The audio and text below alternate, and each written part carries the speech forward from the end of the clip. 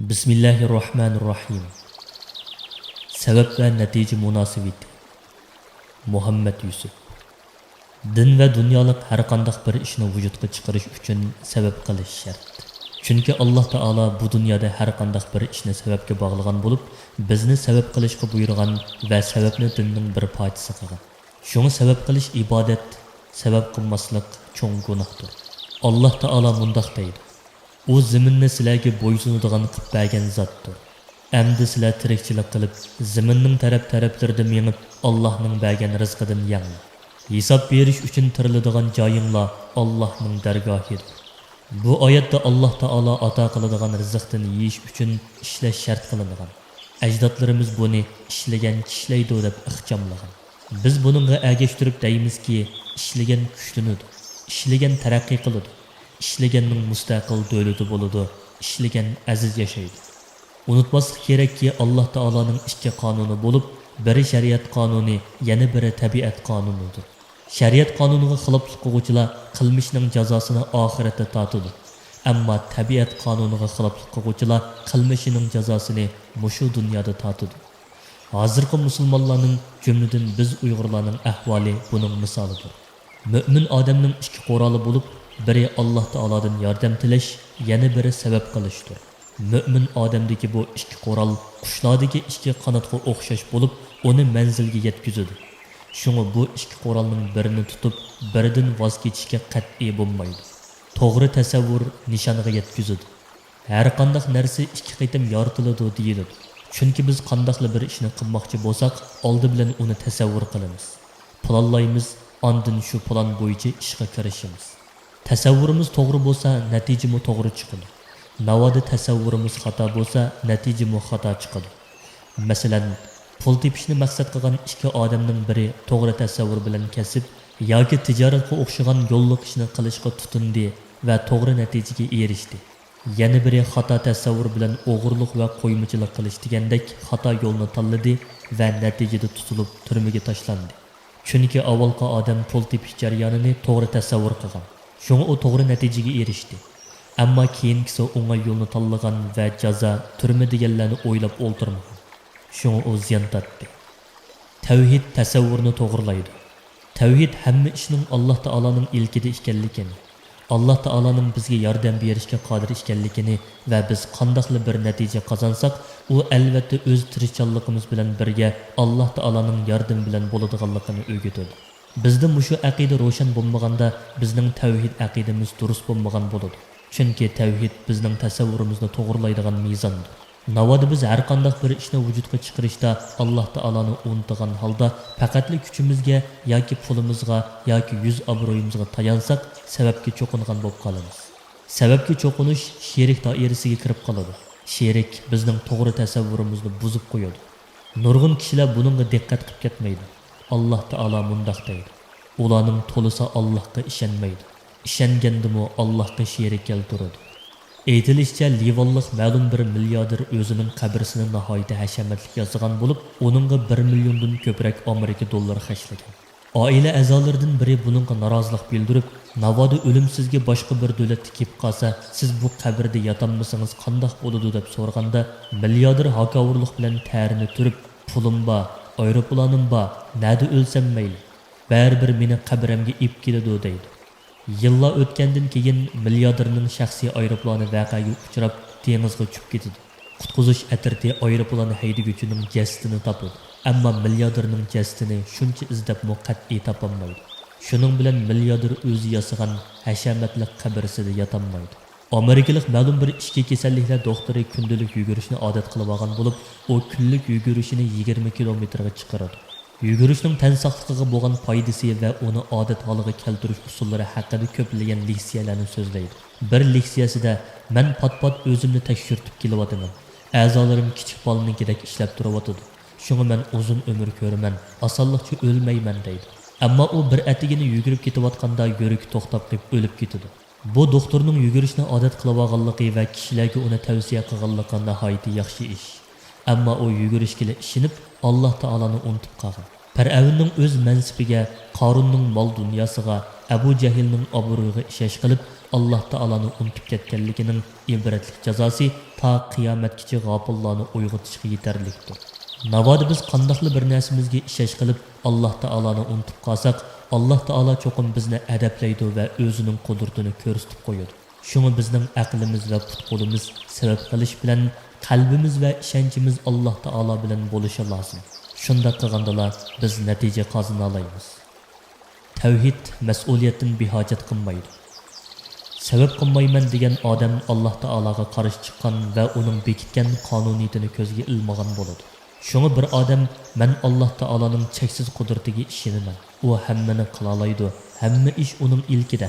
Shunga men ishlamasammi, sabab qilmasammi, duolarim bilan u meni murodimga yetkazadi deb sabab qilmasa, u Alloh taoloning inson faqat o'zi qilgan ishining natijasini ko'radi degan qonuniyati bilan zidlashgan bo'ladi va murodini hosil qilinmaydi. Zamonimizdagi musulmonlarning ta'lim-tarbiyada, fan-texnikada va turli taraqqiyotda orqada qolganligining, ojizligining, beqindiligining va nurg'unlarining mustamlikida qilishining asosiy sabablaridan biri sabab qilmaslik, ishlamaslik, diniy va ibodatni xato tushunib bilib, xato tasavvur bilan ish ko'rganlikdir. Qazo va qadar mas'uliyatdan behojat qilmaydi. Musulmonlar o'zlarining xatoligini qazo va qadarga döngab qo'yish orqali mas'uliyatdan qutulish hiyilasidan voz kechmaguncha hargiz taraqqiy qilolmaydi va Alloh taolaning yordamiga loyiq bo'lolmaydi.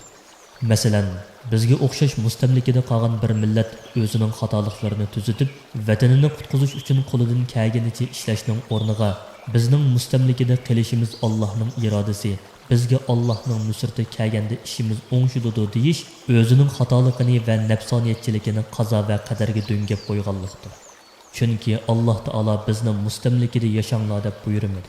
Qazo va qadar bizni mustamlikada qilishga zo'rlamadi.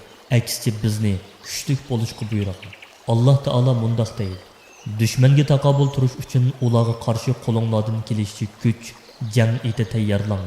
Buning bilan Allohning dushmanini, o'zinglarning dushmanini va ulardan boshqa sizlar tonimaydigan, lekin Alloh biladigan dushmanlarni qo'rqitisizlar. Alloh taolo Qur'oni Karimda o'zining xatoligini qazo va qadarga ortib qo'yib, qutulishni xomxiyol qilgan ahmoqlarni qattiq ayblagan. Alloh taolo mundaq deydi: mushriklar, agar Alloh xolisi edi, bizmi, ota-bovlarimizmi Allohga sherik keltirmagan va hech narsani harom qilib olmagan bo'lardik deydi. Shuningdek, 120 da menish belgilangan yo'lda 180 da menish orqali qatnash voqeasi chiqarib, kishilarning o'limiga sabab bo'lgan shofir yerlik qonun organlarining jazosidan bu Allohning taqdiri bilan bo'lgan ishdir deb qutulanmaganidek, Alloh taolaning jazosidan qutulanmaydi. Bu xuddi bir odamni qasddan o'ldirib etib, ondan bu Allohning taqdiri bilan bo'lgan degan qotilning ahmoqona javobiga o'xshaydi. Demak, o'zining xatoligini, g'ururligini, tirik topligini taqdirga döngab qo'ydiganlar Alloh taolaga tuhmat qiluvchilardir. Ma'lumki, Alloh taolaga tuhmat qiluvchilar gunohkorlardir. Rivoyat qilinishicha, 2-xalifa Umar ibn Xattob radhiyallohu anhu ning oldiga bir o'g'rini ilib kirdi. So'roq ustida Umar radhiyallohu anhu o'g'irdan nima uchun o'g'irlik qilding deb so'raganda, o'g'ri Alloh taqdir qilgan ekan, shunga o'g'irlik qildim deb javob berdi. Buning bilan Umar radhiyallohu anhu o'g'rini 30 qamchi urib, ondan keyin qo'lini kesishga buyruq berganda, sahobalardan biri Umar radhiyallohu anhu dan nima uchun bir o'g'irlik jinoyatiga 2 jazo beriladi deb so'raydi. Umar radhiyallohu anhu uningga Allohga yolg'ondan tuhmat qilganligi uchun 30 qamchi urishga, o'g'irlik qilganligi uchun qo'lini kesishga buyurdim deb javob berdi. Qazo va qadar bilan sababning munosabati. Qazo va qadar bilan sababning munosabati bunday. Birinchi, insonlarning beshiga kelgan kasallik, dard alam, baloyi ofat, yo'qsullik va jafo mushaqqatlarning hammani Alloh taolaning taqdiri va irodasi bilan bo'ladi deb ishonish bilan birga, bulardan qutulish uchun qo'lidan kelgan sabablarning hammasini qilish, Alloh taologa ularni ko'tarib yetishini tilab duo qilish va bularning sababidan, ya'ni yuqorqi kulfatlarning sababidan tatgan jafolarning badaliga Alloh taolaning savob beradiganligiga ishonish iymonning jumlasidandir. Biroq kelajakka oid ishlarni Allohning taqdirida nima bo'lsa shu bo'ladi deb ishlamasdan, sabab qilmasdan o'jmi-pesh og'zimga cho'shtab o'ldirib bilish na musulmonlikning, na insonlikning sha'niga yarashmaydigan tayyor toplik va insonlik hurmatining hisobiga ishlangan kechirgusiz jinoyatdir. Ikkinchi, insonlarga yetgan kasallik, ojizlik, yo'qsullik va mustamlikada qilish qatorliqlarni Allohning taqdiriga deb qutulish uchun sabab qilmaslik og'ir gunohdir. Chunki Alloh taolo yuqorqi kulfatlarni yaratgan bo'lsa, insonda aql bilan irodani yaratdi. İnsanның Allah Taala bergan bu aql iroda bilan sabab qilishimi iymonning jumlasidandir. Taqdir bilan kasal bo'ldimmi deb sabab qilmasdan o'lish yoki taqdir bilan o'g'ri bo'lib qoldimmi deb o'g'irlik qilish Alloh Taolaga tuhmat qilganlikdir. Chunki Alloh Taolo qandoqli bir kasallikni yoki dardni yaratgan bo'lsa, albatta uning shifosini yaratgan. İnson o'zidagi iroda va aql bilan sabab qilish orqali uning shifosini tepishga buyurilgan.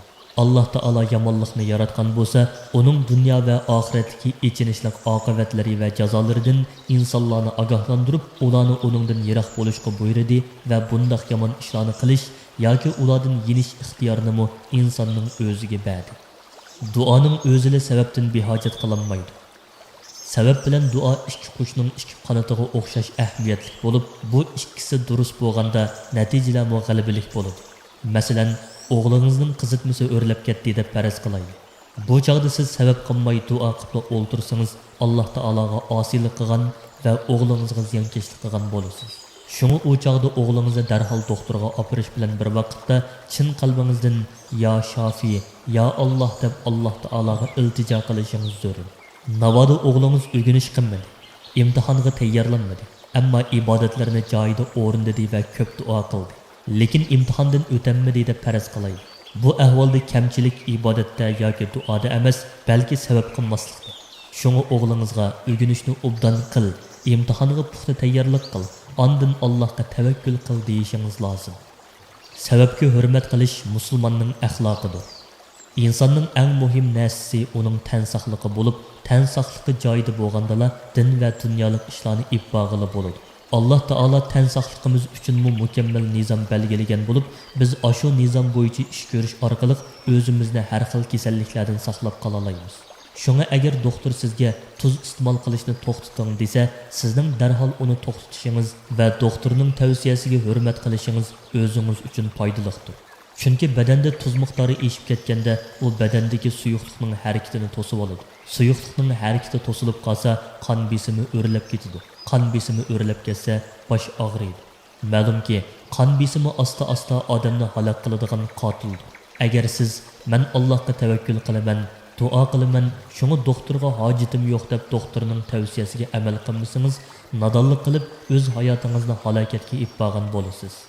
Navoda biror musulmon odam mevani yumasdan yesa va bismillah desa kupoy qiladi desa, bu so'zni ilmiy degilimi, diniy degilimi bo'lmaydi. Bu Alloh taolo bekitgan qonuniyatni bilmaydigan odamlarning gapidir. Chunki bismillah deb yeyish zarur bo'lgandek, yuyib yeyish mikrobdan saqlanish uchun texmi zarur. Avval sabab, ondan tavakkul. Har qanday bir ishni amalga oshirish uchun avval qo'ldan kelishcha va imkoniyatning yor berishcha sabablarni qilish, ondan uning natijasini Alloh taologa topshirib, uningga tavakkul qilish dinimizning ko'rsatmasidir. Masalan, oddiy bir dehqon oldi bilan yerni haydab yumishdi. Uningga yetarlik urug' va o'g'itlarni chachidi. Suvni vaqtida berib turadi. Buningdan boshqa dehqonchilikning butun shartlarini to'liq o'rindaydi. Shuningdan keyin ziroatning salomat o'nib chiqishi va mo'l hosil berishini Alloh taologa topshirib tavakkul qiladi. Tavakkul qilish sabab qilishdan keyin keladi. Chunki payg'ambar alayhisalom bir odamning "Ya Rasululloh, to'ygamni Allohga tavakkul qilib, ondan bog'laymi yoki bog'lab bo'lib, ondan Allohga tavakkul qilaymi" degan savoliga payg'ambar alayhisalom "Avval bog'lig'in, ondan Allohga tavakkul qilgin" deb javob bergan.